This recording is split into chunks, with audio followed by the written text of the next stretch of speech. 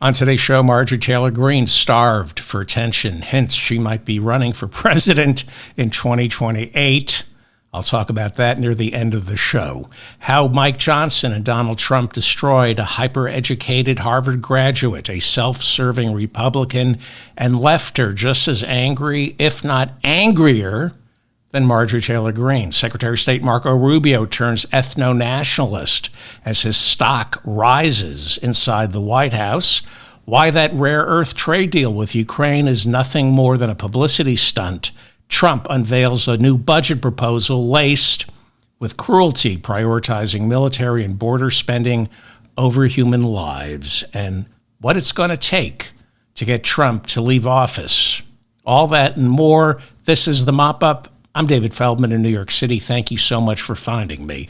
Please like this episode so I remain in your feed. And if you want to help, share this with your friends. Subscribe to my channel and my newsletter. And of course, leave a comment. I read all your comments. There, I did it. I had forgotten to say hello lately. My notes have been piling up. And, the show starts. I want to get everything off my desk. And I've been forgetting to say hi. So, hello, I'm David Feldman. Here we go. Okay. Got the niceties out of the way. Marjorie Taylor Greene. We'll talk about her later. Trump, finishing up his first 100 days in office, asked if he had any regrets. Trump, much like George W. Bush after his 8 years of death and insolvency, said, no, I can't think of any mistakes I've made so far. Actually, if your goal is to destroy the planet, then yeah, chef's kiss for Donald Trump. No mistakes. Trump turns 79 next month. It's like Dorian Gray, but instead of a portrait, it's all of us doing the aging. 79, which is also the same number of credible sexual assault accusations made against Donald Trump. So he's turning 79, and the Army announces planning a big military parade of tanks and soldiers through the streets of Washington, D.C. to celebrate our dear leader. Better get used to it. I suspect Kim Jong-Trump's planning on more military parades of tanks and soldiers throughout our entire country, and it won't have anything to do with his birthday. Trump also declared he's planning to sign an executive order renaming Veterans Day to Suckers Day. No, I misread my notes there. I'm not making this up, he wants to change Veterans Day to Victory Day for World War I. So, it's only for veterans of World War I. He's so savvy when it comes to politics. Why should Veterans Day celebrate all our veterans? More important that we remember that key voting demographic of American soldiers still alive who fought in World War I. None of them. Trump ordered his Department of Education to cancel $1 billion in federal grants that help students suffering from a mental health crisis. The money, you might remember, was authorized by the Bipartisan Safer Communities Act, signed into law back in 2022 after 19 students and 2 teachers were killed inside Robb Elementary School in Uvalde, Texas. The White House said providing mental health assistance to school children in order to prevent mass shootings is, quote, no longer in the best interest of the federal government. Instead, Trump announced he is going to force Republicans to renew the assault weapons ban. He said that's how you solve school shootings. He said it's not a mental health issue. It's just about the guns. Okay, he didn't say that. But to be honest, mental health issues have zero to do with mass shootings. The school shooting epidemic is unrelated to mental health. The NRA only says that so we don't ban assault weapons. According to most studies, mass shooters aren't suffering from mental illness. This is hard for Americans to understand because most Americans are suffering from mental illness. The FBI, for example, released a study revealing most mass shooters would not be diagnosed before or after a killing spree as mentally ill. People snap, but snapping doesn't mean you're mentally ill. The problem is the ready access to assault weapons that turn a routine meltdown into a tragedy. Columbia Medical School says only 5% of mass shooters could be classified as mentally ill. The American Psychological Association also saying psychosis could only be detected in a tiny percentage of mass shooters. But the NRA, the gun manufacturers, want to stigmatize mental illness instead of assault weapons. We don't understand mental illness in America because without Medicare for all, it's too expensive to understand. But 1/4 of American adults are estimated to be suffering from some sort of untreated mental illness. These people are not all going to grab a gun and shoot someone. They are, however, going to vote for a Republican. That's true. It's the Republican Party, a repository of people with unresolved trauma who say, I'm not sick in the head. I'm a Republican. I'm not sick. Well, Trump has been in office more than 3 months. That's 1/4 of a year. And every quarter, our Department of Commerce releases a report on our gross domestic product, which measures the total value of what our economy has produced. The results for the first quarter are in, and the U.S. economy fell 0.3% for the first quarter of 2025. That means we produced 0.3% fewer goods and services than the quarter before when Joe Biden was president. But we are not yet in a recession. Recession is defined by 2 quarters in a row where the economy grows slower than the quarter preceding it. You need 2 consecutive quarters of smaller economic growth. And this is precisely how we're destroying our planet, by defining economic success as growth. Not everything has to grow. Sometimes things can just remain as they are and not grow, like Elon Musk's joystick when he wants to have a baby, but instead has to rely on in vitro fertilization, so I'm hearing. I mean, I hope it's not true that he's impotent, but that's what people are saying. That's what I hear. That's what I hear me saying. Why would I say it if it weren't true? I hope it's not true. So, our GDP for 2025 is probably going to be $30 trillion. Okay? The entire economy produces $30 trillion a year of value. If it were to be less than $30 trillion, say $28 trillion, then we'd be in a recession. But that doesn't necessarily mean it's the end of the world. Whereas a $40 trillion economy could literally mean the end of the world. At some point, the greenhouse gases, the carbon vital to maintaining economic growth, eventually it's going to kill us.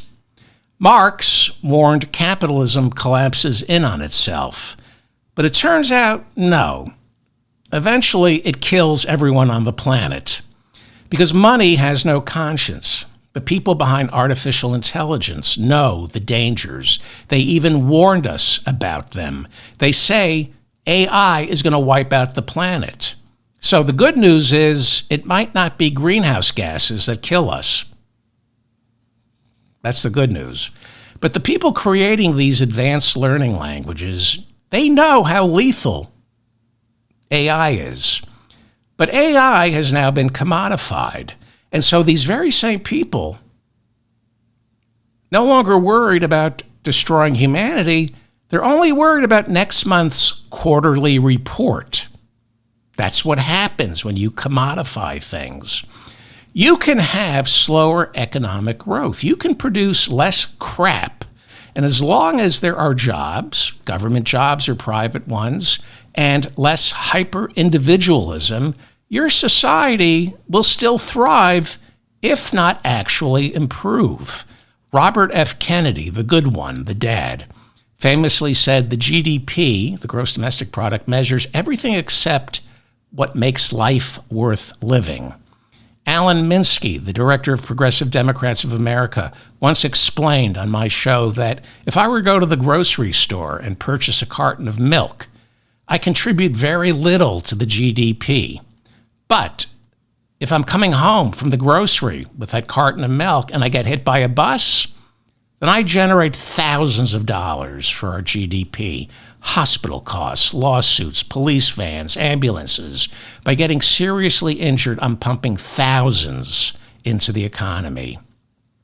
Repairing damage from climate change adds about $150 a year to our GDP. One man's loss, another man's gain. Economic growth is not really a great idea. Japan, for example, has spent the past 35 years going in and out of recessions. One of their recessions lasted 13 years, but it's still the fourth or fifth largest economy in the world. More importantly, life expectancy in Japan is pushing 85. Here in the United States, where recessions are a rarity, our life expectancy is 78. Why is that? Because we grow our economy no matter the cost, even to ourselves. Canadians live at least 5 years longer than we do. That's incredibly embarrassing. How is it that we're the wealthiest country in the history of civilization, but the country right next door is living at least 5 years longer than we do? Well, Trump is going to fix that. Instead of giving all of us Medicare for all, he's going to make Canada our 51st state. He's going to drag the Canadians down to our level. The point is, Japan's economy, gigantic, but it doesn't have to grow year after year. In fact, you live a lot longer if your economy isn't growing so quickly. But these are the yardsticks we use to measure economic success. And it turns out, when it comes to tariffs, if a country imports goods and services instead of manufacturing those goods and services, that has a negative impact on economic growth. If you import a couch instead of buy one produced domestically, that boosts the GDP for the country that sold you the couch. Doesn't boost ours. So Trump, in his syphilitic mind, is thinking, well, if I put tariffs on foreign goods and services, that will make foreign products too expensive. Americans will buy American goods and services because it's cheaper, and that juices our gross domestic product, our GDP. So these tariffs are about juicing the numbers, so Trump thinks. And so far, he's failing. Let me make a correction. Donald Trump is a failure. Not so far he's failing. He's a failure, period. Always has been. So far, with Trump back in office, the United States trade deficit, it is coming in at a record high. It's $461 billion for the year, and that's just as of the end of March. We haven't seen April's damage yet. Failure.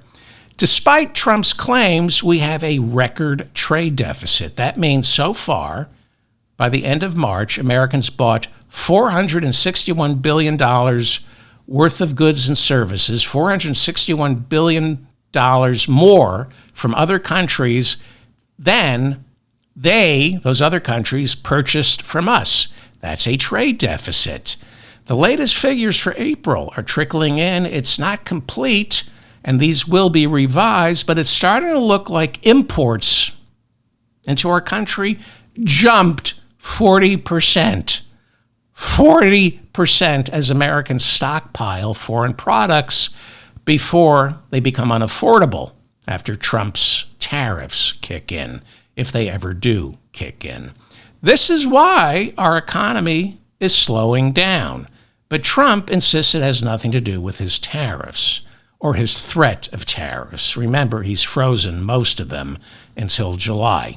But a trade deficit, here's the important thing. A trade deficit is okay. We're a $30 trillion economy. It's okay to have a trade deficit if you're this big, and it makes the dollar cheaper.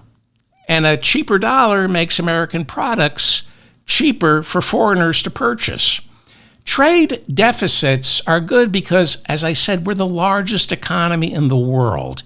So we have to buy from everyone. Trade deficits are good.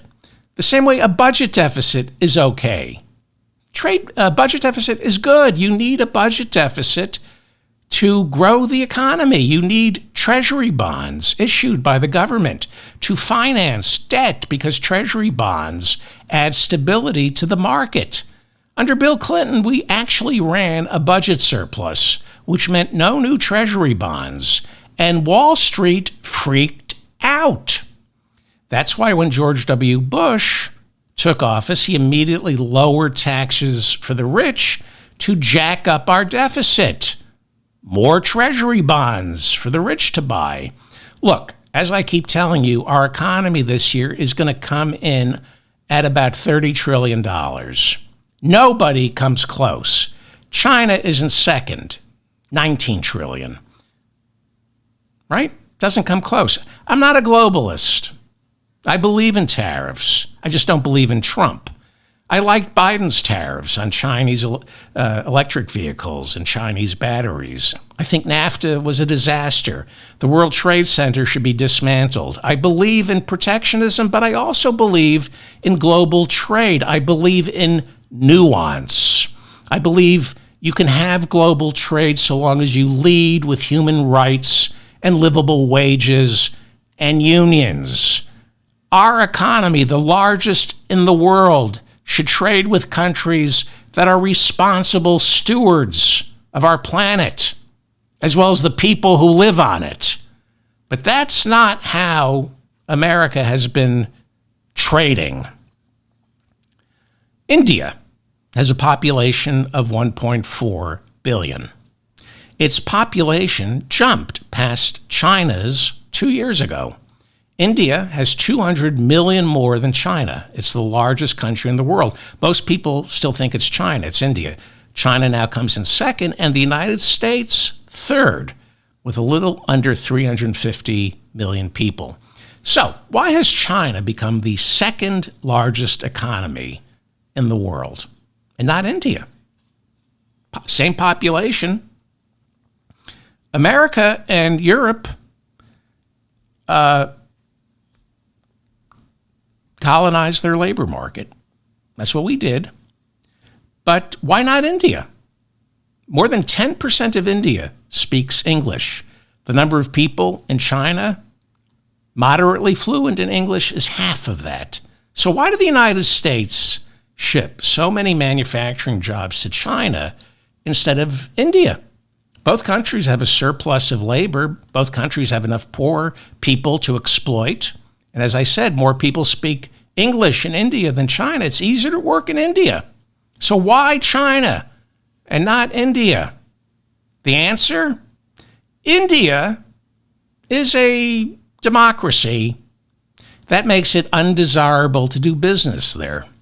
China is a one-party system. American corporations prefer totalitarian regimes over democratic ones.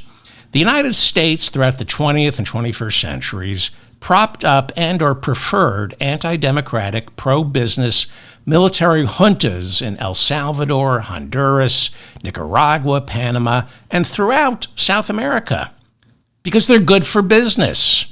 They privatize the farmland and then sell it to 3 or 4 families, way more efficient. When 4 families, instead of peasants, are controlling pineapples and coffee beans, you can control, it's easier to control labor costs and prices. It's easier to crush unions. The Monroe Doctrine states there can be no foreign government controlling any part of Central or South America. In other words, all of that belongs to the United States. It means South and Central America must first do business with the United States. If Panama has too many contracts with China and not enough with us, we send our alcoholic white Christian nationalist Secretary of Defense, Pete Hegseth, down there, and he threatens to take back the canal. That's what happened. And they canceled their contracts with China. Apple just announced that by the end of 2026, iPhones will no longer be assembled in China and instead will be produced in India. Interesting, right? Why suddenly India? The iPhone has been around since 2007. Is that it? 2007? Made in China. Why suddenly? Why is India now a more attractive manufacturing base than China? Well, trade tensions created by Trump are partly responsible. But India, while still considered a democracy, has been led for the past 11 years by Narendra Modi, who some might argue is cut from the same authoritarian cloth as Donald Trump. That's why. We didn't want to do business with India when it was a real democracy. After 11 years with Modi, we like India all of a sudden. Modi possesses fascist impulses, stifles dissent from professors and journalists. One global organization that measures freedom and democracy throughout the world says, under Modi, India has become what is called an electoral autocracy, kind of like Hungary. He has put members of the opposition party in jail, frozen their bank accounts, and weaponized his Justice Department to prosecute anyone who challenges him. In other words, he's a man Apple can do business with. Meanwhile, with the rising trade deficit and our slowing economy, Donald Trump's still insisting it's all Joe Biden's fault. Trump calls the recent downturn a result of the Biden overhang. That's what he called it, the Biden overhang, as opposed to the Trump overhang, which is Secret Service code for Donald's diaper needs changing. The Biden overhang? Not really. By all yardsticks, deeply flawed as they may be, on January 20th, Joe Biden handed Donald Trump the most vibrant and successful economy in the history of the world. That would be exactly 4 years after Donald Trump handed Joe Biden a COVID epidemic and an unemployment rate of 6.3%. We were just coming out of the worst recession since the Great Depression.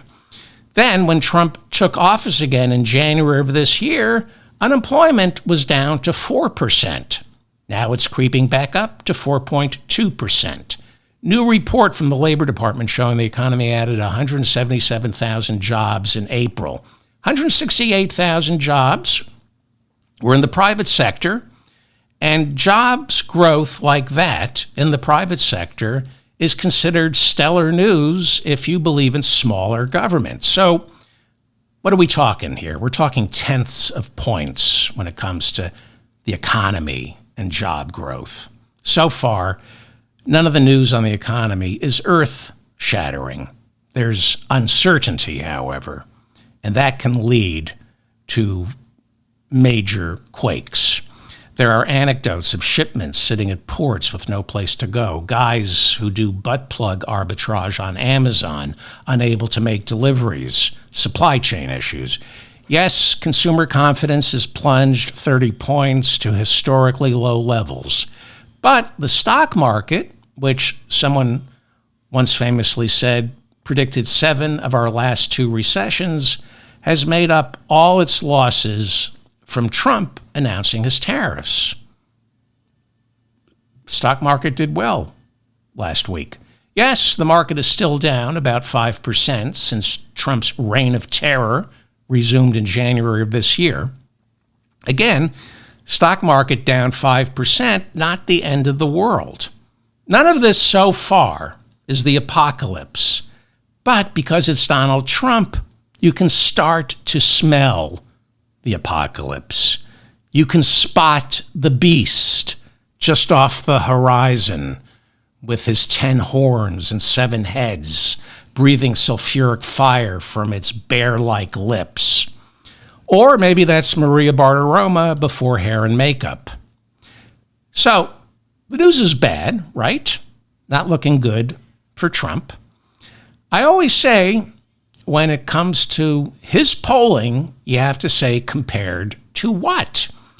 Yes, Trump is polling worse than any president in modern American history, but he's not running against any of them.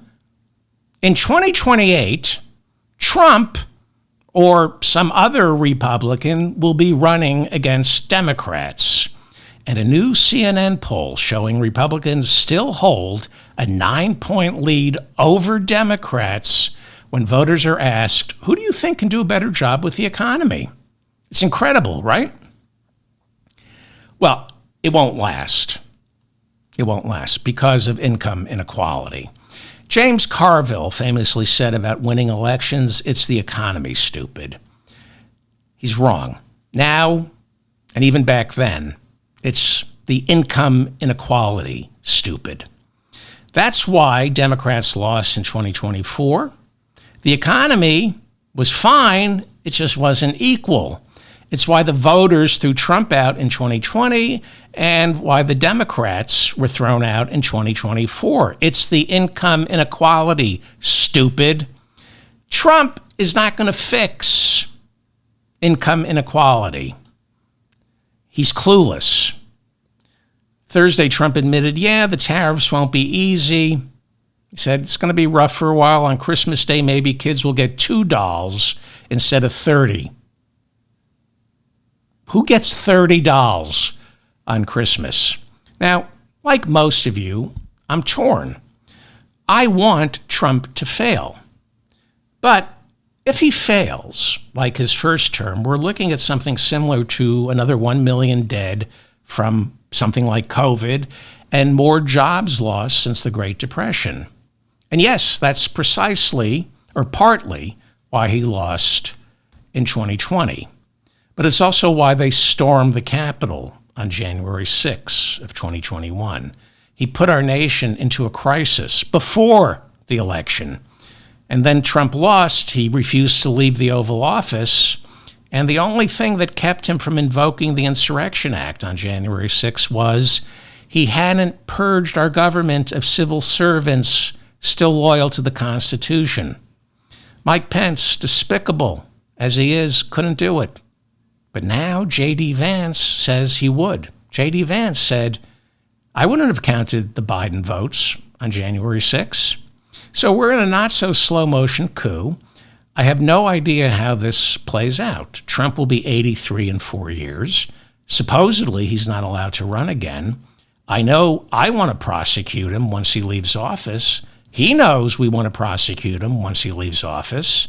He can pardon himself. Maybe. It's never been tried, but even if he can pardon himself, those pardons don't apply to any trials in, say, Georgia or New York, criminal trials. He can't pardon himself out of those. So, do you really think he's going to leave voluntarily? And if the economy is a disaster, is he more likely or less likely to leave? There is a tendency to think the American people will learn their lesson, that once things get so bad, MAGA morons will finally wake up and turn on Trump. But they won't. You ever talk to a MAGA moron? Nothing is ever Trump's fault. COVID is China's fault. It's Fauci's fault. The worse things get, the more Trump will scapegoat others, and the more his followers will follow. The worse things get, the more likely he is to invoke more of his emergency powers. So I don't know what happens. I do know this is not the first Trump administration. This is an entirely new Republican Party made in his image. It's an entirely new Trump White House. And Trump is trying to remake our military, filling it with loyalists willing to obey any order, no matter how illegal. So, not sure about rooting against our economy. Not sure it's going to wake people up. I don't think you can wake the dead. MAGA morons are brain dead. And it might make Trump more desperate, if such a thing is possible. It will make him more dangerous and force him to do and say anything to survive. And who will stop him? The Supreme Court? The Republicans? Maybe the Democrats. I mean, we do have the midterms next year. So maybe the sweet spot, what we can root for, is kind of what happened last year, where we had the greatest economy in the history of civilization, but the American people didn't feel it. That's thanks to income inequality. we lack the yardsticks to really measure income inequality. We only look at the economy writ large. So maybe Trump's economy writ large next year will succeed. Maybe he'll keep America's economic winning streak going into the midterms. But at the same time, the American voters aren't going to feel it because of income inequality. Maybe with the midterms, we need to bank on the disconnect between the yardsticks we use to measure the economy writ large and how those yardsticks fail to reflect ordinary voters under crushing debt, suffering from income inequality. Our economy is very robust right now, $30 trillion a year, but half of us don't participate in it. Income inequality is not something Trump cares about. So maybe Republicans will do poorly in the midterms because while the economy is thriving, so is income inequality. And if the Democrats can win either the House or the Senate, then Trump is more likely to be forced to leave in 2029. If Republicans hold on to both chambers next year, I don't know. I think our only hope is old age. I think the only thing that's going to remove Donald Trump from the Oval Office is old age. Trump's new budget proposals are out for 2026. They are incredibly malevolent and exacerbate income inequality. Again, these are budget proposals. They reflect what he wants. Budgets still emanate from Congress. He's proposing massive cuts straight out of Project 2025. $880 billion cuts to Medicaid over the next 10 years. He wants food stamps cut $230 billion over the next 10 years.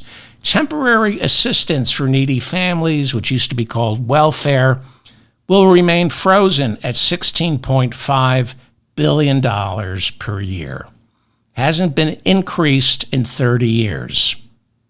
All right, think about inflation over the past 30 years.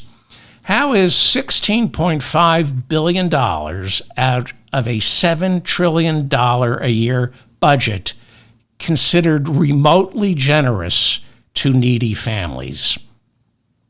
$16.5 billion spent on temporary assistance for needy families out of a $7 trillion budget. $16.5 billion for needy families out of a $7 trillion budget. Approximately 0.23% of $7 trillion is $16.5 billion. We spend 0.23% a year on welfare. But as long as Republicans keep lying, claiming undocumented immigrants and people of color are getting a free ride off our incredibly generous social safety net, which amounts to 0.23% of our budget, idiots, MAGA morons, will still vote against their own interests.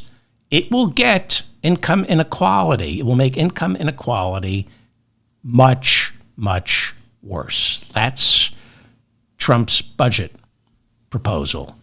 Neo-feudalism. That's what he wants. Neo-feudalism. So let's put this into a little perspective, because Democrats don't crunch the numbers enough with voters. If they did, we'd be winning every election. Okay? Remember, we're spending $16.5 billion on welfare for needy families. Hasn't changed in 30 years. Same number, $16.5 billion. The same way the minimum wage has been stuck at $7.25 an hour since 2009, which is, if you're working 40 hours a week and you're making $7.25, you're living below the poverty line. So then you need welfare, temporary assistance. Well, that hasn't been increased in 30 years. That's frozen at $16.5 billion. Let me try to, it's a lot of money. So let me try to explain to you what $16.5 billion means. The USS Harry S. Truman is an aircraft carrier.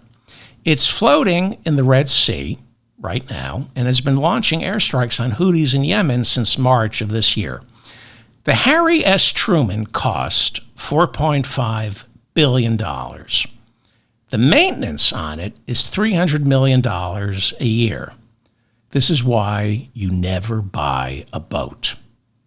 My father gave me great advice. He said, make friends with someone who has an aircraft carrier, but never buy one yourself. He said, forget the money. Forget the money. It's a time suck. You're going to spend more time worrying about the aircraft carrier than enjoying it. And your kids, they want to be with their friends. They don't want to hang out on your aircraft carrier. Okay, that's an aircraft carrier. Last month, an F-18 Super Hornet fighter slid off the Harry S. Truman's landing deck and into the Red Sea after naval personnel towing that jet were forced to dodge an incoming Houthi missile. Nobody was injured, but that jet cost $73 million. Plus, the cost of flying it comes out to $22,266 per hour. Per hour! You see how they get you? Everyone has their hand out. Well, why don't you just take it all? Just take it all. This is why, despite the success of my podcast, I still fly commercial. I'm still Jenny from the block. Don't be fooled by the rocks that I got. I'm still Jenny from the block. Well, so far this year, Trump's conducted at least 800, possibly 1,000 airstrikes on the Houthis in Yemen. The strikes involve Tomahawk cruise missiles, which cost $2 million each. They also involve what are called SM-6s, Standard Missile 6. Those will run you $4 million each. Although my neighbor Steve saw some at Sam's Club for slightly less. Steve's a liar, so I don't trust him. So, how many billions do you think we've spent bombing the Houthis this year? And guess what? They're still firing missiles at our ships stationed in the Red Sea and deep into northern Israel. So we're spending all this money bombing the Houthis. What do you think it's cost so far since March 15th? Well, some estimates run, they say it's about $2 billion. So obviously, we're not spending enough to win this war on the Houthis. We've only spent $2 billion. We need to pour more money into defeating the Houthis. And yet, we're not spending it. I mean, we are, but we could be spending a lot more. But, they're being cheap in the war on the Houthis. So now we have $16.5 billion for needy families each year. Do you know how many Tomahawk missiles we could buy for $16.5 billion instead of wasting all that money on needy families? Why aren't we spending that money on destroying needy families in Yemen? That's how you eliminate poverty, with Tomahawk missiles. Like I said, aid to needy families remains frozen at 1996 levels. But Trump wants to boost military spending by 13%. He wants the Pentagon's budget blowing past $1 trillion a year. He also wants to boost spending on the border by 65%. That means billions going to Geo Group and Core Civic, our nation's two largest purveyors of for-profit concentration camps. And these are concentration camps. Those ICE detention centers are concentration camps. Trump also wants to cut the rest of our nation's non-discretionary spending by 23%. This is how you create an authoritarian regime, The military and ICE get all the money, while funding for science research and protecting the environment gets slashed 50%. Massive 50% cuts also in foreign aid. 50% cuts in foreign aid. Well, this started with Trump and Musk impounding money already earmarked for foreign aid, and that's resulting in people dropping dead from malnutrition and AIDS around the world, especially in Africa. Foreign aid is not just about paying for medicine and food. It's also paying for the distribution, and that's the hardest part. Distribution, your proverbial last mile. That is the most difficult component of foreign aid, and it requires people on the ground to get it there. But we're firing all those people on the ground because Musk says they're corrupt. He says foreign aid is the biggest scam and racket known to mankind. Well, I have no doubt that the people on the ground have to make deals to get that stuff where it's needed. I'm sure there's some stuff that isn't pretty, getting food and medicine to some of these countries, because a lot of the countries suffering from malnutrition and lack of medicine are also suffering from corrupt dictators. So sometimes you have to compromise a little in order to finish that last mile. Musk calls it corruption. The Gates Foundation gives away $7 billion a year. That's the easy part, giving it away. Getting it there requires the United States of America using all its power for good. But instead, Marco Rubio, our Secretary of State, and Donald Trump have decided to turn our nation's back on the world's neediest, including here in the United States. No more foreign aid. And I have no doubt that much like that ridiculous rare earth deal Trump just signed with Ukraine, next year Trump will be saying, why are we still giving these countries food, medicine, and mosquito nets when we're not getting their rare earth in return? These people dying from polio are playing us for suckers. So, Trump desperate for good news. Something he can lie about. That's why Treasury Secretary Scott Bessent signed a rare earth agreement with Ukraine. It's nothing, just something Trump can lie about. It's a public relations stunt because Bessent and Trump can't make real deals, especially when it comes to trade. Xi from China won't take their calls. According to this deal, the United States will share future profits off Ukraine's rare earth and mining.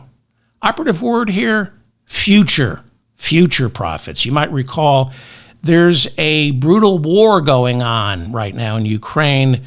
People are digging graves, not digging for promethium. The deal creates a fund with a 50-50 split between Ukraine and the United States on all future mining projects. Future. Any future military aid America gives to Ukraine will be seen as an investment in this new fund. We give you weapons, you give us half your rare earth.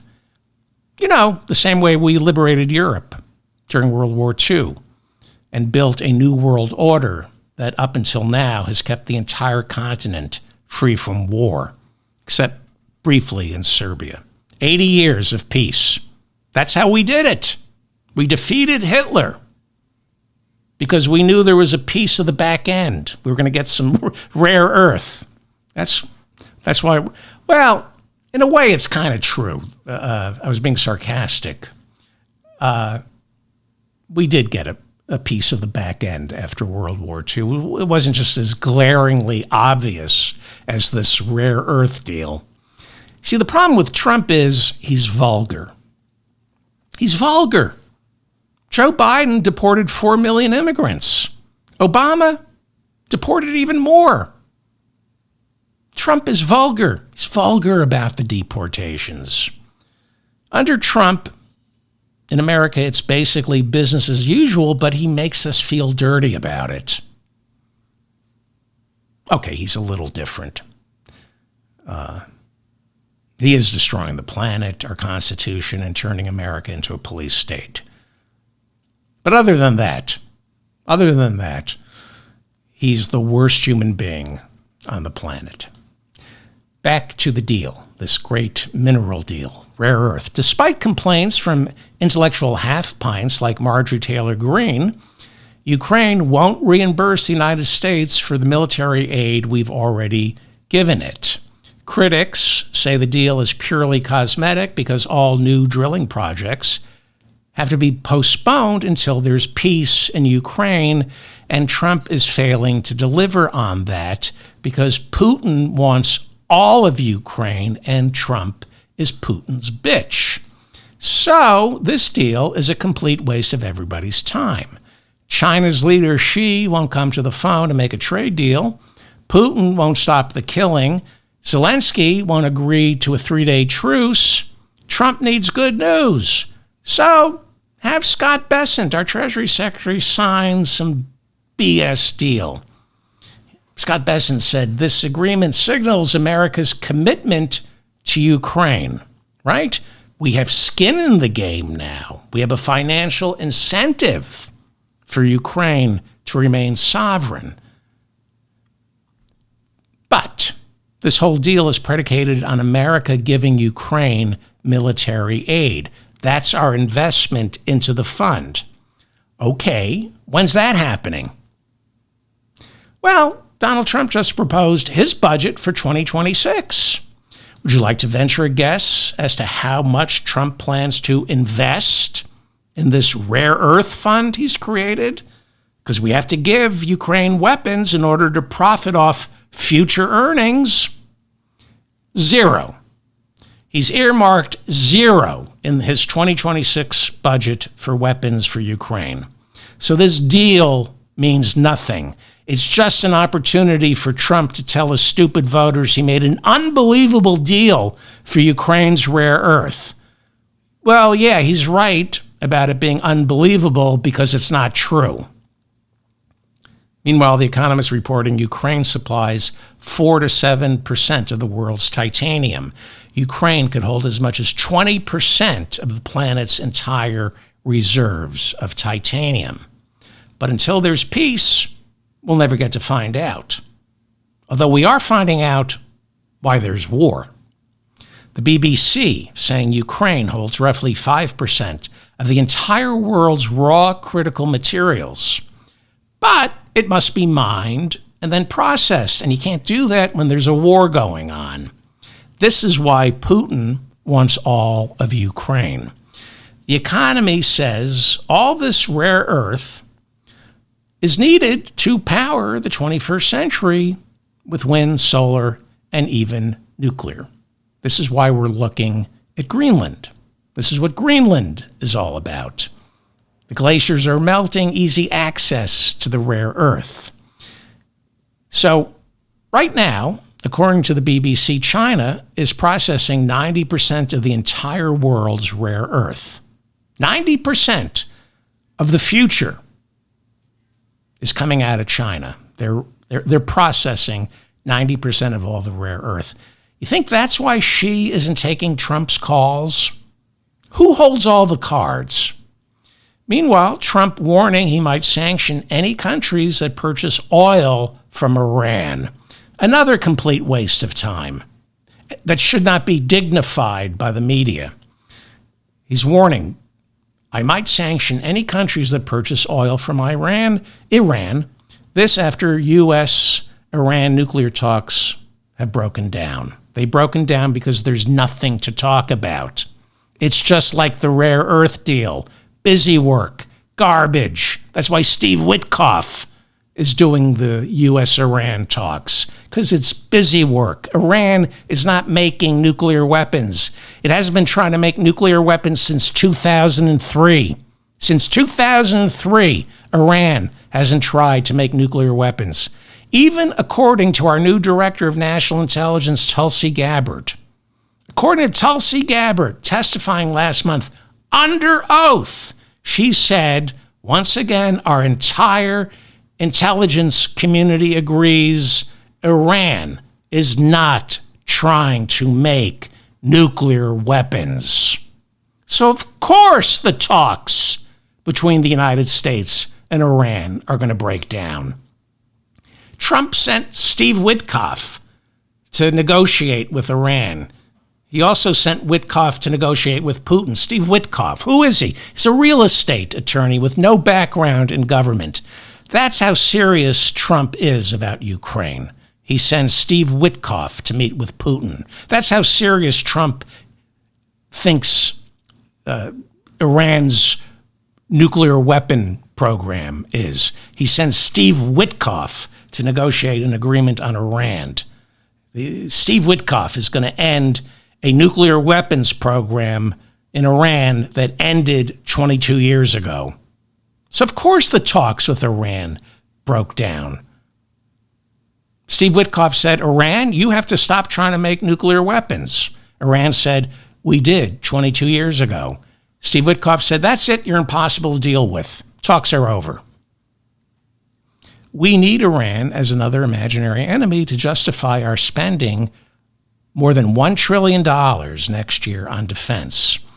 Our entire military budget is twice Iran's entire economy. Their entire economy is $500 billion. We're spending more than $1 trillion on weapons. You know what they spend on weapons and on their military? We spend more than $1 trillion. Iran spends $9 billion a year. Our military spending more than $1 trillion. They're not making nuclear bombs. Yes, they're supplying Houthis with weapons and Hezbollah with weapons. They spend about $2 billion a year fighting proxy wars against Israel and Saudi Arabia by funding Hamas, Hezbollah, and the Houthis. $2 billion. Iran is a tiny country. Doesn't matter. We need to build it up in our imagination to justify spending $1 trillion a year on imaginary enemies. They don't have a nuclear weapons program. Google it.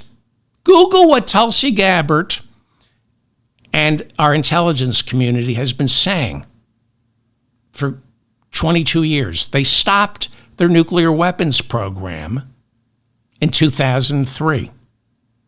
They're afraid of America. They're afraid of Israel. They're afraid of Saudi Arabia. But we need imaginary enemies. That's why we spend $1 trillion a year. And sitting atop that $1 trillion a year is our alcoholic white Christian nationalist Secretary of Defense, Pete Hegseth, whose own mother put into writing he's an abuser of women. During Trump's most recent cabinet meeting, Trump said of Hegseth, they don't know how good he is. Yeah, why are you only focusing on the women who sued me for sexual assault? What about the millions of women who didn't sue me for sexual assault? You have no idea how good I am. Well, by the time you hear this, Pete Hegseth might be gone. Who knows? He might end up being our longest-serving defense secretary. House Democrat Joyce Beatty represents Ohio's 3rd Congressional District. She took to the House floor attacking Pete Hegseth for pulling books from the Pentagon library, as well as removing display photographs celebrating black veterans like Jackie Robinson, Medgar Evers, and the Tuskegee Airmen. Those were the military pilots who helped defeat the Nazis. Congresswoman Beatty pointed out that while erasing the contributions of black soldiers, Hegseth renamed 6 military bases after Confederate generals. This even though Congress in 2020 passed a law changing those names. Hegseth changed Fort Liberty back to Fort Bragg to honor Ku Klux Klansman and Confederate General Braxton Bragg, who, by the way, was a bad general. Forget that he owns slaves. Not really. That's horrible. But he was also a bad general. He was one of the reasons the South lost. Really, is that how you inspire the military, by naming military bases after genocidal losers? What about Fort Goering? He was a lousy general. He was a genocidal maniac, too. He was a lousy... We defeated him. Why don't we have a Fort Goering? So, Hegseth, by the way, found a workaround to that law passed in 2020, saying you have to rename the military bases, and they can't be named after Confederate generals. So he found a workaround. He thinks he's clever. He renamed Fort Liberty to Fort Bragg, but now Fort Bragg is named after Army Private First Class Roland Bragg, a World War II veteran. But we know who it's named after. It's named after a genocidal maniac. Meanwhile, the Pentagon Inspector General launching an investigation into Pete Hegseth. The Inspector General looking into Hegseth's sharing of classified war plans on 2 unclassified Signal group chats. SignalGate, right? You all know about SignalGate. On March 15th, in the lead up to those Houthi airstrikes, Hegseth is reported to have shared on 2 Signal group chats classified plans detailing the coordinates and time of day for those airstrikes. One of those chats involved all the White House principals involved with national security, but more disturbing is his private Signal chat that Hegseth reportedly set up for only his wife, 2 brothers, and personal attorney. He was sharing the time and the coordinates of these airstrikes over Yemen. Hegseth insisting, "I shared no classified information in those chats." But that's not what's revealed in screenshots from those chats published by Atlantic Magazine's Jeffrey Goldberg, who was accidentally included in the Signal chats. Signal chats set up before the airstrikes by National Security Advisor Mike Waltz. That genius, Mike Waltz. Also under fire for setting up the group chats on Signal, even though the Pentagon had warned him they were not secure. Well, after SignalGate broke, Trump gave an interview with The Atlantic saying, yeah, maybe not a good idea using Signal. Everyone said, don't use Signal. Before SignalGate and then after SignalGate, especially after SignalGate. Trump said after SignalGate, don't use Signal. But a Reuters photographer captured this picture last week of Mike Waltz, our national security advisor, on his phone in yet another Signal group chat while sitting in a cabinet meeting with the president, who said, don't use Signal. Again, Mike Waltz, our national security advisor, set up the group chat where Pete Hegseth, our defense secretary, shared war plans. He was repeatedly told before and after, stay off Signal. But there he was in a cabinet meeting, still on Signal. These are very, very stupid people. That's why they're in the White House. And they get innocent civilians killed. The next day, after the Reuters photographer caught Mike Waltz using Signal, Trump announced Waltz would be replaced as national security advisor. And apparently it has nothing to do with SignalGate. It's reported that Trump didn't like that Waltz had been talking to Benjamin Netanyahu. He's my friend, not yours. Go find your own war criminal. Marco Rubio remains as Secretary of State, but will also replace Mike Waltz as national security. At least that's what the Signal group chat they accidentally included me on said. There is no Senate confirmation necessary to serve as national security advisor. When it comes to use of the military, national security advisor is one of, if not the, most important job in the White House.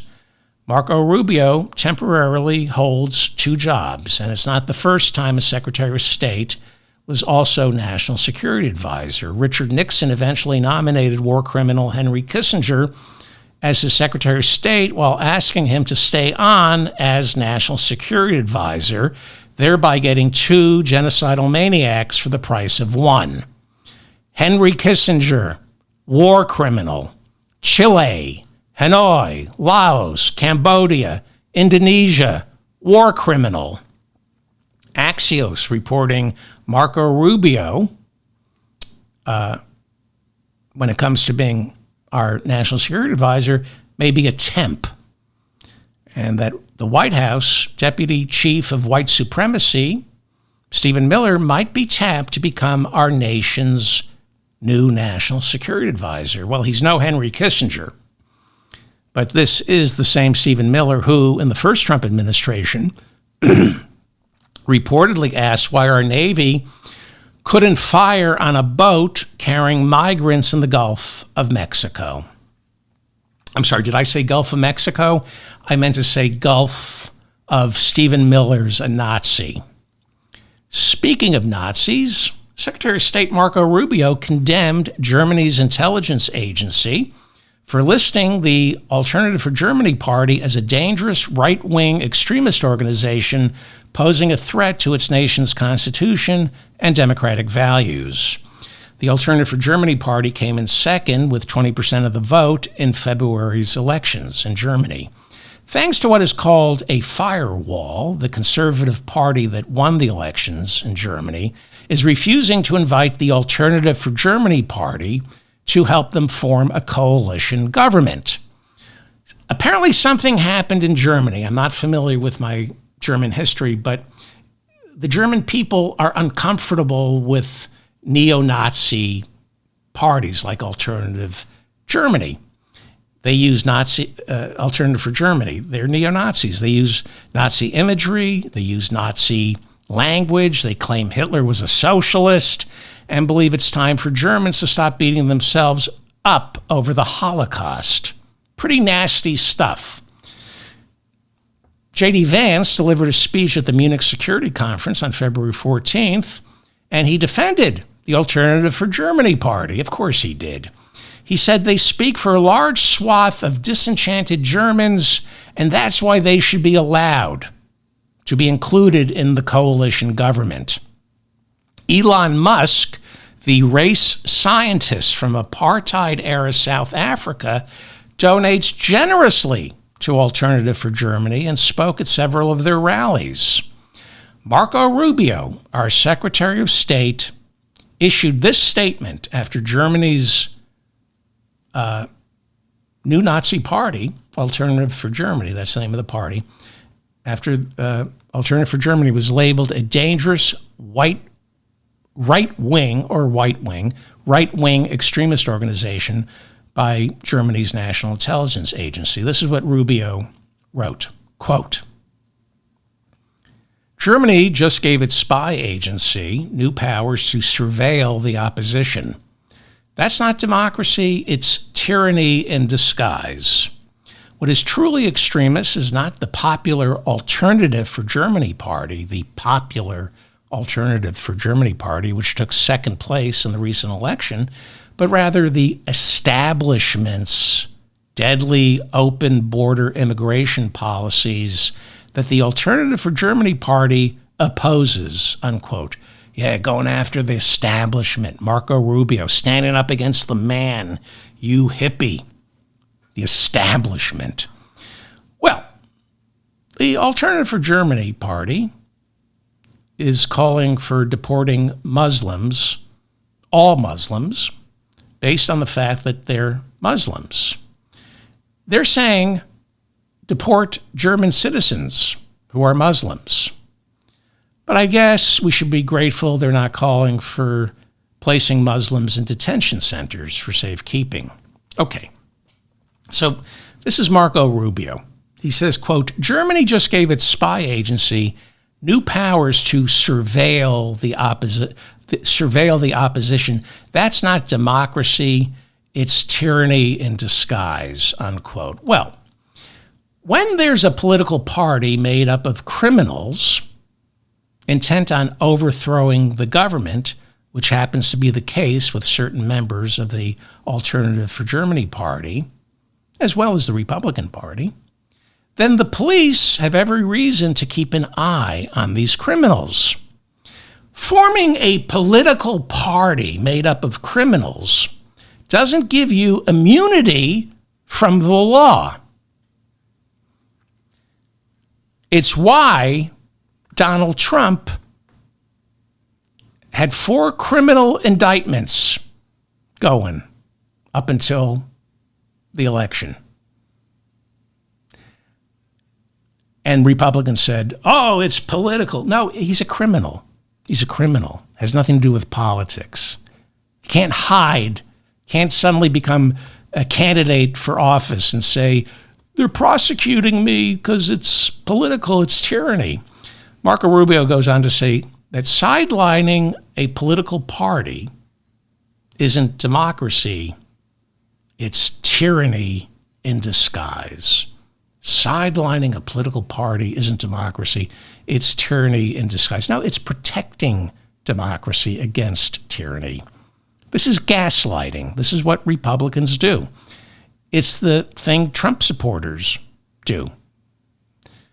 Trump is a criminal and a tyrant. Law enforcement is supposed to prosecute his crimes, and the Justice Department is supposed to protect us. The Supreme Court is supposed to protect us from his tyranny. But Republicans call it tyranny when the government tries to protect us from a tyrant.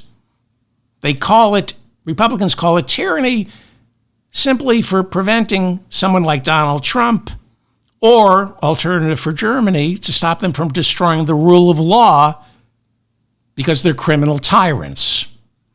Rubio goes on to say what is truly extremist is not the popular Alternative for Germany party, which took second in the recent election, but rather the establishment's deadly open border immigration policies that the Alternative for Germany party opposes, unquote. Okay, the Alternative for Germany party got 20% of the vote. So yes, they came in second place, but it's only 20%. They're not popular. 20% is not popular. In any given country with enough money, with the right propaganda, you can gather together 20% of all the sociopaths and put them in one party. They done it with the Republicans. Rubio says it's the establishment in Germany that's the extremist. Why? Why does he say they're extremists? Because of their deadly open border policy.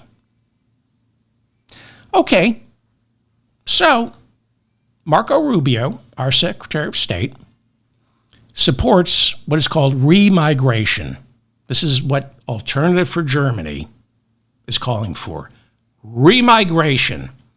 That is the large-scale deporting of all Muslims living in Germany.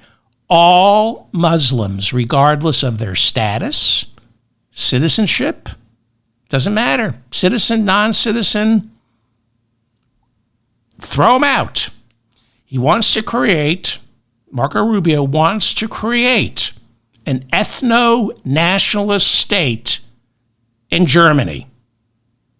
That's what Marco Rubio wants. So do Elon Musk and J.D. Vance. They make no secret about it. So, Mike Waltz is out as National Security Advisor. Ethno-nationalist Marco Rubio is the new ethno-national security advisor, but he might be replaced by white supremacist Stephen Miller, who doesn't understand why the military can't open fire on migrants. Trump then announced Mike Waltz will serve as our nation's UN ambassador. Vice President and ethno-nationalist J.D. Vance telling Fox News this is a promotion for Mike Waltz. Lying comes so easy to J.D. Vance. Haitian immigrants eating cats and dogs. The Alternative for Germany party is all about freedom from tyranny and democracy. And the other lie, going from national security advisor to UN ambassador, is a step up, because we all know how much esteem Trump holds for the United Nations. That's why for the 2026 budget, the White House's Office of Management and Budget just proposed cutting funding for the UN entirely. It's why Trump signed an executive order pulling the United States out of the UN's World Health Organization. Yes, we don't need the World Health Organization because I did such a great job the last time fighting COVID. I don't need help from the UN. I don't need help from other countries. I can kill 1 million Americans all by myself. It's why he suspended payments to the UN Population Fund and the United Nations Relief and Works Agency for Palestine refugees. Yes, becoming a UN ambassador is a step up from being national security advisor, the most important job when it comes to the military in our country. National security advisor. Kissinger, Condi Rice, Zbigniew Brzezinski, Sullivan for Biden. Very important position. But UN ambassador? It's a promotion. Because Donald Trump loves the United Nations. How could he not love the United Nations? It's filled with foreigners. He loves foreigners. Even worse for Mike Waltz, this job, unlike National Security Advisor, does require a Senate confirmation hearing and a vote, and that's not going to go well for Mike Waltz. He's got a lot of explaining to do, as will Pete Hegseth. He's the defense secretary. He has to go before House and Senate hearings as defense secretary. Well, in order for Mike Waltz to be confirmed for UN secretary, he's got a lot of explaining to do. There's SignalGate, but a lot of Democratic senators, especially Elizabeth Warren, are now expressing concern about all those civilian casualties as a result of the Houthi airstrikes in Yemen that Mike Waltz, as National Security Advisor, initiated. This is who we're sending to the United Nations to create peace in the world. The guy killing civilians in Yemen, Mike Waltz. Some are now putting the estimates at 250 civilians dead since March 15th. Because of the Houthi airstrikes. And you may want to check out my last show where I went into depth on why killing civilians is not a mistake. It's part of the plan. I pretty much explain why killing civilians in Beirut, Hamas, in Yemen, not a mistake. Well, poor Elise Stefanik. Trump nominated her to be our ambassador to the United Nations.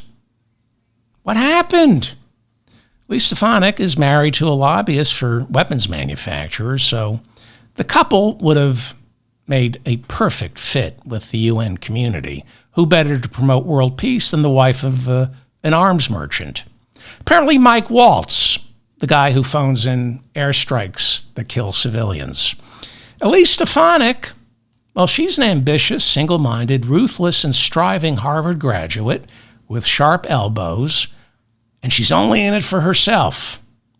She detested Trump until she realized turning MAGA was her only way to get ahead in the Republican Party, so she changed her spots, went full MAGA, and rose to become the number 3 leader in the House Republican caucus, replacing Liz Cheney, who was relieved from that post after she displayed the effrontery to say January 6th was wrong. How dare you say January 6th was wrong? So they threw her out of the leadership, and Elise Stefanik took her place. Elise Stefanik, Harvard's very own, who called the 1,500 January 6ers prosecuted by the Justice Department political prisoners. Take me, Donald, I'm yours. She gave up her congressional career to become UN ambassador, which she could use as her next stepping stone, the way Nikki Haley did, to position herself as not part of the MAGA morass come the next election cycle, especially if Trump should somehow decide not to run again, or need a vice president if J.D. Vance becomes popular. UN ambassador traditionally has been a place for Republicans to rise within the party but stay above the corruption in that party. So she was planning, go become UN ambassador, and then maybe run for president, maybe run for governor of New York. She's from New York. She saw the UN as an opportunity to rise within the Republican Party but have nothing to do with Trump. It's how you get the Trump stink off you. Take a job at the UN. But Trump, he's on to her. So he decided to destroy Elise Stefanik. He did. He destroyed her. He saw the ambition. He saw the threat. Plus, she's a woman. Let's just destroy her because she's a woman. So after nominating her for UN, after she packed up her congressional office and essentially moved back to New York, still not surrendering her seat. She didn't surrender her seat because she's covering her bets. She got a call. She got a call. The White House said, hey, the Republican majority in the House is way too narrow. We need you. We can't afford to lose your vote in the House. And so her nomination for the United Nations ambassador got yanked. And Speaker Mike Johnson was in on it, saying, I need her vote. This was a hit job to destroy Elise Stefanik because Trump and Mike Johnson were threatened by her, and she's an ambitious woman. Trump and Johnson claimed we need you to stay in Congress. No surprise, the party that opposes abortion believes a woman's role is better served in the House. Is there a rim shot for that piece of dung that I just said?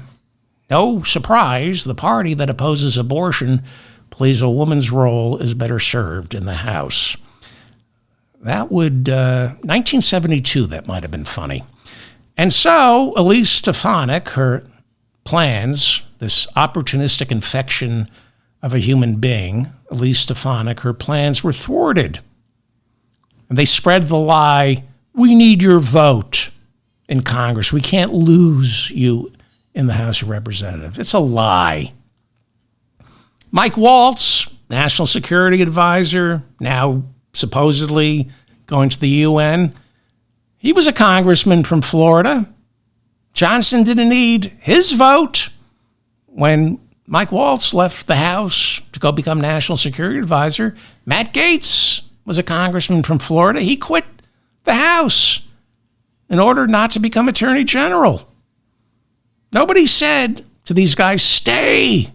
The majority is too tight. We need you in the House. Why didn't they say that? Because special elections were held to replace them, and they were replaced with equally sociopathic Republicans. And there would be a special election to replace Elise Stefanik. They don't need her in the House. Yes, Stefanik is from New York State, and that state's governor, Hochul, might have delayed. There were rumors she might have delayed a special election to replace Stefanik, but Stefanik never quit the House. Gates and Mike Waltz quit the House. Stefanik stayed in the House, waiting for her confirmation hearings before the Senate, covering her bets, and she lost. Again, Elise Stefanik, elected House Republican Conference Chair in 2021, replacing Liz Cheney. She still holds that position, but it was assumed she was leaving. She moved out of her Capitol Hill office.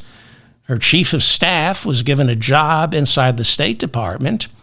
She was nowhere to be seen in Congress. She was busy traveling throughout New York State, saying goodbye to her constituents, but also testing the waters to see if she could eventually maybe parlay her job as UN ambassador. Maybe she could parlay that into a run for governor of New York or possibly president. It was all working out so well for Elise Stefanik. She and her arms merchant of a husband living in a $15 million Manhattan apartment owned by the State Department, really having to do nothing because her boss, Donald Trump, doesn't believe in the United Nations. She could use this to plan her next step. Right near Wall Street, where all the big donors are. Where do you think Nikki Haley met all the big donors? In New York, when she was ambassador to the UN. So this was going to be huge. UN ambassador Elise Stefanik was going to do what she does best. Focus on her boundless ambition. Not to help others, but to help herself. And Mike Johnson, along with Donald Trump, punctured her sense of entitlement. They destroyed her. Poor little rich girl whose daddy bought her a BMW to tool around Cambridge, Massachusetts, while she was an undergrad at Harvard. Now her 5-year plan completely messed with. Not supposed to happen. I went to Harvard. I have a rich father. I'm very ambitious. I rose. I followed the rules. I turned MAGA. I called the J6ers political prisoners. I follow the rules because I have a leg up in life. I have a rich father, so the rules favor me. But I'm a woman. She's a woman in the Republican Party. That's the one part of the equation she left out. She didn't figure that she was rising in a party of misogynists, pronatalists, who believe women should be home, making babies, not working. They don't believe women should be working. They don't, especially Mike Johnson. And so Elise Stefanik's sudden return to Congress left her humiliated and fuming and a little bit confused. How could Trump turn on me, Elise Stefanik? Well, Elise, you think it might have something to do with you not having the common decency to dye your hair blonde? What, you think because you're a graduate of Harvard, you don't need to debase yourself by dyeing your hair blonde to serve in the Trump White House? Little Miss High and Mighty? You think you're better than everyone? Look, Elise Stefanik, a woman, a smart woman, an ambitious Harvard graduate, just the kind of woman Mike Johnson and Donald Trump loathe. So they decided to humiliate her. And Elise Stefanik, not mad at Trump. She's only mad at Mike Johnson. Why isn't she mad at Trump? Well, he'll kill you. He'll kill you. He'll get some of his political prisoners from January 6th who he pardoned and get them to hurt you. Remember hang Mike Pence? So you got to blame Mike Johnson, not Donald Trump. And it all boiled over this week when Elise Stefanik came out and said, Mike Johnson is a liar. Well, you're just finding that out now?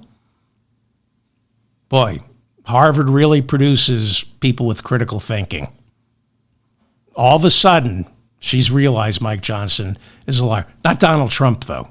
Not Donald Trump. Johnson, here's what happened. And this is like the rare earth deal, like the Iran nuclear bomb talks. It's just, this is nonsense. This is what they're claiming. This is what Elise Stefanik says she's angry about. Mike Johnson, the speaker, gave an interview claiming he was advising Stefanik about her running for governor of New York. And she flipped out over that. That's what set her off. That's it. Not the UN thing. This is what flipped her out. She said, Johnson's a liar. Really? That's what you're angry about. I never asked him for political advice. Well, her anger, her rage,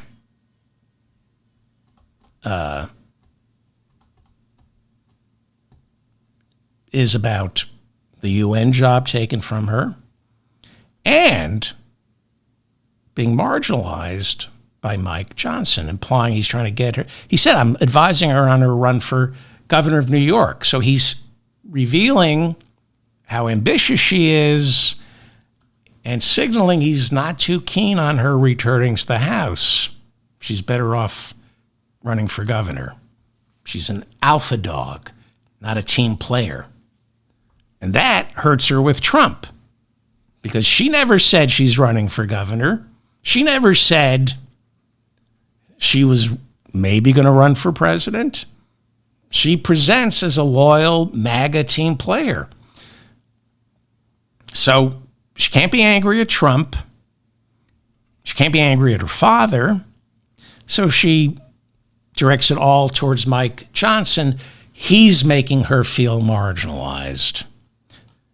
What happened? She tried coming back to the House after the UN nomination fell through. She had moved out of the House.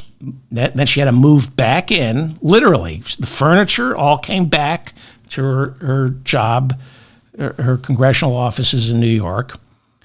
And now her leadership position, not so secure. She's still conference chair, but not really. She's been gone. Now she comes back, and Mike Johnson is basically saying, oh, look who's back. Too good for us. But look who's back. You were all set to live in that $15 million Manhattan apartment serving as UN ambassador. But now that you've lost that job, you come crawling back, slumming it with us peasants. Basically, Johnson was saying, go away. We don't want you. And she said, but I thought you needed me to stay in the House because of the tight majority. And Mike Johnson said, you idiot. That's the lie Trump and I told because we didn't want to hurt your feelings. We think you're a duty bomb. And Elise Stefanik said, well, you're the duty bomb. I don't know if it went like that, but it might as well have. Because it's pure nonsense.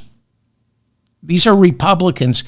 All they are ambitious. They don't care about the Houthi civilians being killed. They don't care about Americans being thrown off food stamps, being thrown off welfare. They don't care about anybody but themselves and their ambition. And when they're thwarted, they're not team players.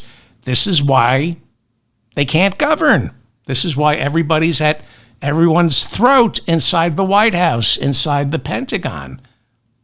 The only glue that keeps the Republican Party together, Donald Trump, because if you disobey, he'll kill you. That's why he pardoned the J6ers. He's got his own army to enforce his will. With all that's going on, or should be going on in Congress, new budget, Mike Johnson has to make time to make a public statement. I was wrong. I never gave advice to Elise Stefanik about her run for governor. Why was Elise Stefanik so upset that he said he was advising her on her run for governor? Because she doesn't want Trump to know she's not a loyal MAGA foot soldier. And the only way she can win governor of New York is to distance herself from Donald Trump. We don't like Trump in New York. We know who he is. And 2028, she's got a lean and hungry look. Maybe she's looking to run for president in 2028. Can't have that destroy her. Anybody who gets too close to Donald Trump is destroyed, unless they're just a complete loser, like Mike Johnson. But he'll be destroyed. So, this is true. What I'm about to tell you is true. Everything I'm telling you is true. I mean, they're calling each other duty bombs. That didn't happen. I don't think. Who knows? But this is true. In their last conversation, Mike Johnson said to Elise Stefanik, look, I'm sorry.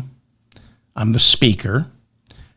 As you know, I'm dealing with a lot of angry Republicans. He said this, to which Elise Stefanik said, I want you now to start thinking of me as the angriest of all of them. Elise Stefanik said, you got one angry person. She said, I'm the angriest of all your Republicans. And then Marjorie Taylor Greene said, I'm the angriest. Nobody is angrier than I am.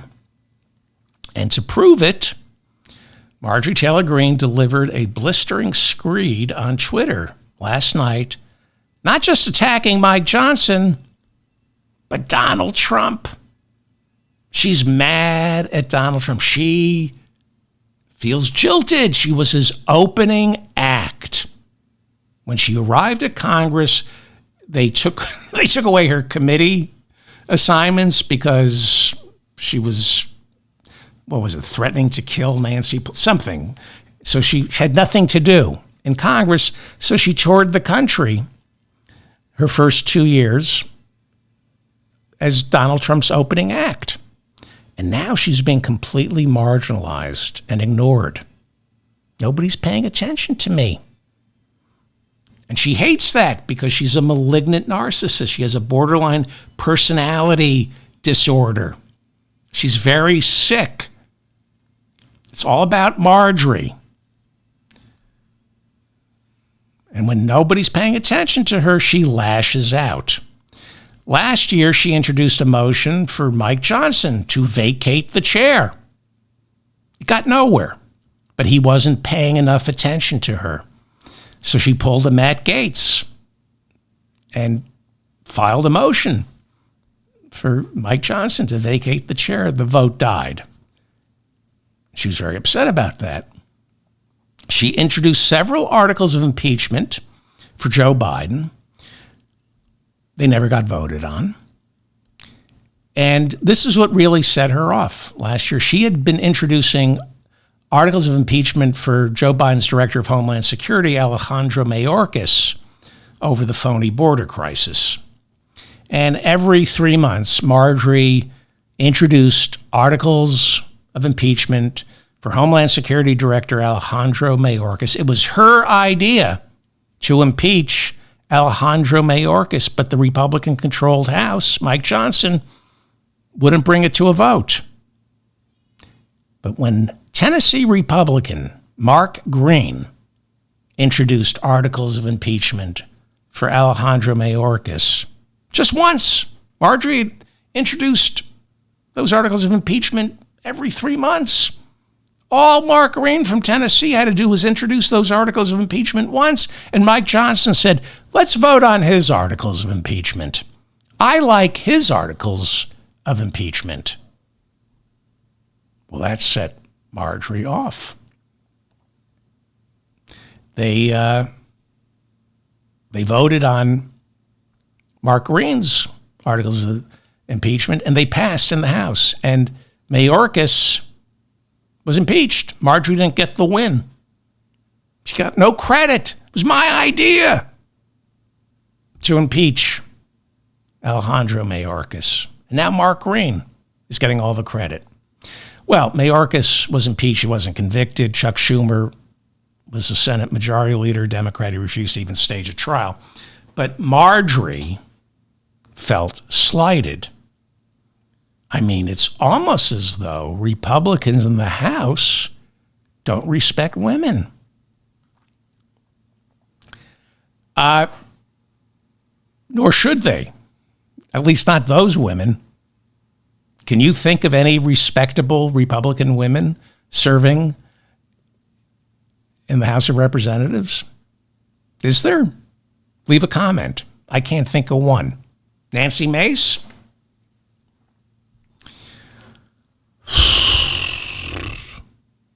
And last night, Marjorie let Trump have it. She let him have it. She said, I represent the base, and Trump won't be running again.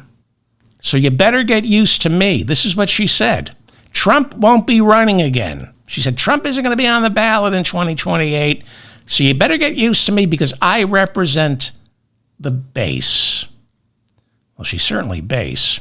She trashed the rare earth deal with Ukraine because it didn't include Ukraine paying America back for the weapons we already gave them. She's all in with Putin. She said of the rare earth deal, quote, why don't we just mine our own rare earth minerals that are tied up on federal lands that the government confiscated years ago? The government didn't confiscate this land. It's owned by the federal, it belongs to the federal government. Louisiana Purchase, for example, it's owned by the federal government. Okay, she demanded to know why Bobby Kennedy hasn't discontinued the COVID vaccine. This is what she's really angry about. She said, we got to get rid of the COVID vaccine. They promised the COVID vaccine would prevent people from catching COVID, but people are still catching it. No, you imbecile. They promised fewer people would catch COVID from the vaccine. And they also said, if you get vaccinated and do catch COVID, you won't die from it. Have you noticed that's how it turned out? She said the Trump White House is doing nothing to combat the evil transgender assault against our children. This is what she's angry about. She's angry because she's being ignored. She said, quote, when you are losing MTG, Marjorie Taylor Greene, she's referring to herself in the third person there. MTG. Is that the third person? I'm tired, right? The third person. I don't know. Let me know in the comment section. When you're losing MTG, you are losing the base. And Trump isn't on the ballot in the future. And then she said, so do the math on that. Do the math on that, unquote. Wow. asking her followers to do math. She really is delusional. Marjorie is delusional, and she's implying that she's running for president in 2028. Marjorie Taylor Greene for president in 2028. You know what? On second thought, maybe that third term for Donald Trump isn't the worst idea. I'm David Feldman, reminding you to stay strong and protect the weak. Thank you. Thank you for listening to me. Please share this episode with your friends. Please like this episode so I remain in your feed. Please hit the notifications bell or whatever they call it, so when I have a new show, you'll know. Please, I read all your comments. If I made any mistakes, let me know. If I made a mistake, correct me. I love the comments. Thank you. Thank you to Bob and Mila in the chat room, keeping the conversation civil. This was a good show. This was good. I did a lot of reading, took a lot of notes. I feel good about this show.